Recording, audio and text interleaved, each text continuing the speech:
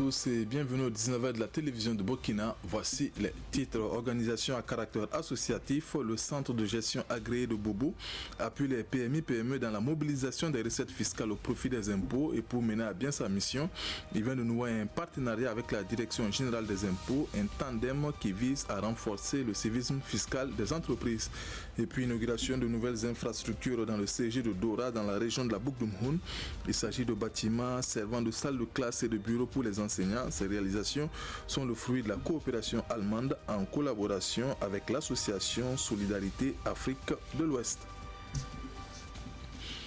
Le centre de gestion agréé de Bobo-Dioulasso et la Direction générale des impôts scellent un partenariat. Il vise à renforcer la collaboration entre ces deux entités dans le sens du civisme fiscal. Organisation à caractère associatif, le centre de gestion agréé de Bobo appuie les PMI-PME dans la mobilisation des recettes fiscales au profit des impôts et partant des caisses de l'État. Lamine Karantao et Moumouni Barou. Coordonner les actions pour mieux mobiliser les recettes fiscales, c'est la bataille que mène ici le centre de gestion agréé de Bobo-Dioulasso et la Direction générale des impôts.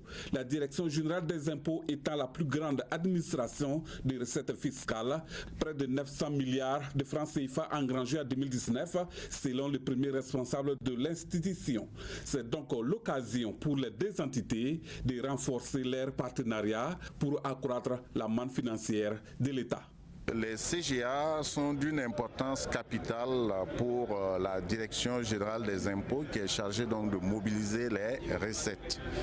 Et donc régulièrement, nous avons des concertations avec les CGA pour lever les différents problèmes. Parce que si les CGA fonctionnent mal, ça impacte l'activité de la Direction générale des impôts. Les partenariats entre l'administration fiscale et le centre de gestion agréé de Bobo-Dioulasso devraient être renforcés au cours de ces échanges. Le CGA, à l'image de la Chambre de commerce, avait connu un peu de difficultés. Et donc je dirais après les années 2014, c'est vrai qu'il y avait eu un petit laisser-aller. Donc nous avons essayé de reprendre les CGA pour leur donner le dynamisme d'antan. Et aujourd'hui, pour l'année 2020, nos attentes sont que les CGA occupent vraiment la place de choix que les impôts les ont confiés. Pour une meilleure efficacité, il est donc question d'aplanir les difficultés pour qu'il y ait une certaine fluidité dans le fonctionnement des centres de gestion agréés au profit de la Direction générale des impôts. Les ministres présents à Ouagadougou dans le cadre de la rencontre des ministres de la culture du G5 Sahel ont rendu visite au Mogonaba. Ils ont sollicité son soutien dans la stratégie de lutte contre le terrorisme à travers la culture. Le Mogonaba a insisté sur l'éducation des enfants avec comme repère les valeurs culturelles locales. Adama Guiti et Pascal Kani. Des tam-tams pour saluer l'arrivée des ministres de la culture des pays du G5 Sahel. Ils sont là pour solliciter les sages conseils du Mogonaba pour mieux lutter contre l'extrémisme violent. Une démarche appréciée par les Mogonaba. Pour lui, la clé de la lutte contre l'extrémisme violent est l'éducation. Il estime que le monde actuel est guidé par l'argent au détriment des valeurs humaines. Pour déraciner l'extrémisme violent, il faut donc commencer par éduquer les enfants sur les valeurs locales, des valeurs qui ont permis à nos sociétés de vivre en harmonie pendant longtemps. Des conseils qui ont réconforté les ministres de la culture dans leur conviction que la culture est une autre arme contre le terrorisme. Si nous éduquons par l'enseignement formel, informel, par le cinéma, par la musique, par les contes, et j'en passe. Ces éléments du patrimoine culturel que sont la solidarité, l'hospitalité, la tolérance, il y a beaucoup de chances que nous résistions mieux à ce que j'appelle les chocs exogènes. Parce qu'il faut le dire, le terrorisme que nous vivons est un phénomène qui nous est venu d'ailleurs. Avant de rencontrer les Mogonaba, les ministres de la Culture ont pu assister à la traditionnelle cérémonie du vendredi, le faux départ du Mogonaba. Le collège d'enseignement général de Dora dans la boucle de Mouhoun dispose de nouvelles infrastructures scolaires. Il s'agit de bâtiments servant de salles de classe et de bureaux pour les enseignants. Ces réalisations sont le fruit de la coopération allemande en collaboration avec l'association Solidarité Afrique de l'Ouest. L'inauguration a eu lieu ce 15 janvier en présence des ministres en charge de l'enseignement et de l'habitat Serge Somda et Christophe Traoré.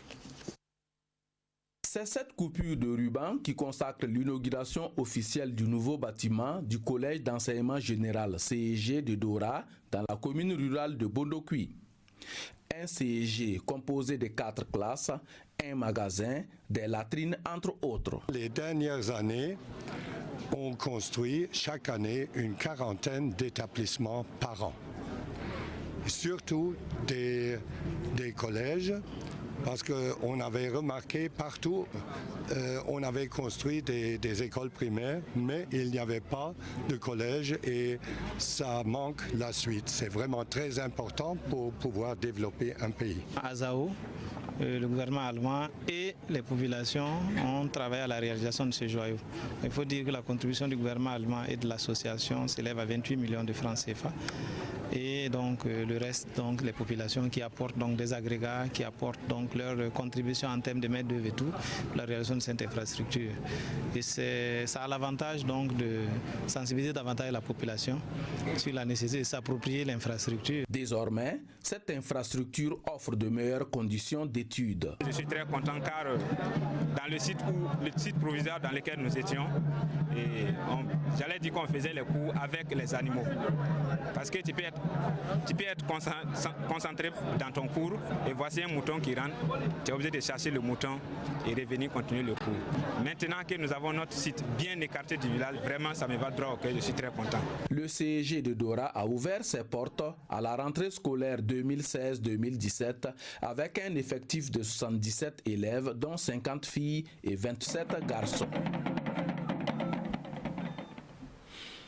Fini la longue distance à la recherche d'eau pour les femmes de Banon et du secteur 5 de Pau. Grâce aux engagements nationaux et programmes d'urgence, les populations de ces localités bénéficient de forage d'eau.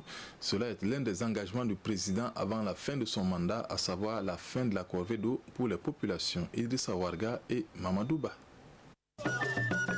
De l'eau potable pour les habitants du village de Banon et du secteur 5 de Pau. Avec une capacité de 9 mètres cubes d'eau, le forage de Banon dans la commune de Pau couvre les besoins de 150 ménages. De quoi réjouir les populations, notamment les femmes principales bénéficiaires. Avant, là, nous on souffrait beaucoup pour avoir l'eau. Aujourd'hui, l'eau est près de nous. On est très fiers. On partait loin pour enlever d'eau, mais maintenant on a eu un forage. Toutes les femmes de Banon, on est très contents d'avoir un forage. Les jeunes, à travers leurs représentants, promettent d'entretenir ces points d'eau.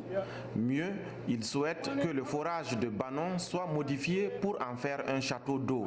Une doléance accueillie favorablement. Le secrétaire permanent des engagements nationaux et des programmes d'urgence promet la construction d'un poste d'eau autonome dans les mois à venir pour leur permettre de mener des cultures de contre-saison. Les engagements nationaux ont réalisé près de 400 forages, si on ajoute ceux réalisés par le ministère en charge de l'eau. Mais pour aller aux zéro corvée d'eau réelle, nous avons décidé d'associer les postes d'eau autonomes. La résidence présidentielle est juste à côté de ce village-là, Banon. Et pendant longtemps, ce village-là, justement, était laissé pour compte. Ne bénéficiait pas donc des avantages. Ce village-là, justement, va profiter dorénavant de tous les avantages dus au voisinage, mais parce que c'est un village de Burkina Faso, c'est un village de la commune de Pau, et je pense que le développement que son Excellence veut, c'est un développement harmonieux pour que toutes les populations soient bénéficiaires, en tout cas, des actions de développement. Dans son programme présidentiel, Roch-Marc Christian Kaboré s'est engagé à mettre fin à la corvée d'eau au terme de son mandat. Une vingtaine de comédiens et metteurs en scène de la région des Hauts-Bassins se forment en art dramatique, une session de formation pour apprendre les b.a.-ba du jeu d'acteur et de la mise en scène. Organisée par la compagnie Trace Théâtre, la formation a été financée par le Fonds de développement culturel et touristique pour booster le secteur artistique dans la région. Karim Ilboudo et Karim Sissé.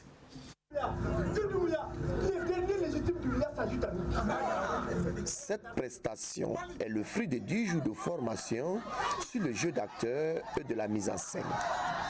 Une formation qui a permis à une vingtaine d'amateurs de l'art dramatique venus de Kénédougou, du Tui et du Houé de comprendre comment monter une pièce théâtrale, comment entrer en scène et d'établir le rapport entre les spectateurs et le spectacle. Et il faut se dire que c'est une formation qu'on attendait depuis lors. Alors vraiment, donc c'est venu vraiment au moment vraiment où vraiment, on était là, bravo, vous voyez quand même attendre cette formation. Oui, ça nous a été quand même un grand apport.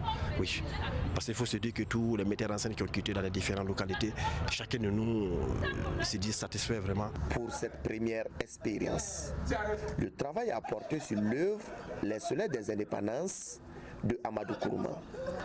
Un texte que les comédiens et metteurs en scène ont su bien rendre.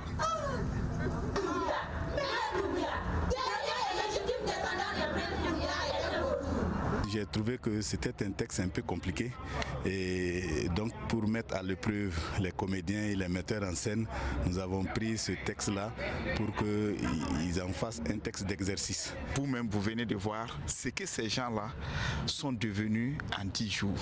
Et aujourd'hui, nos financements sont traceurs, c'est lisible et nous ne pouvons que nous réjouir.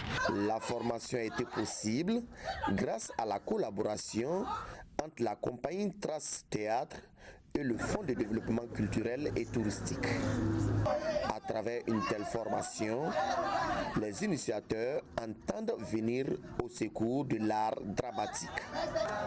Un art qui, selon eux, est en perte de vitesse ici, dans la région des Hauts-Bassins.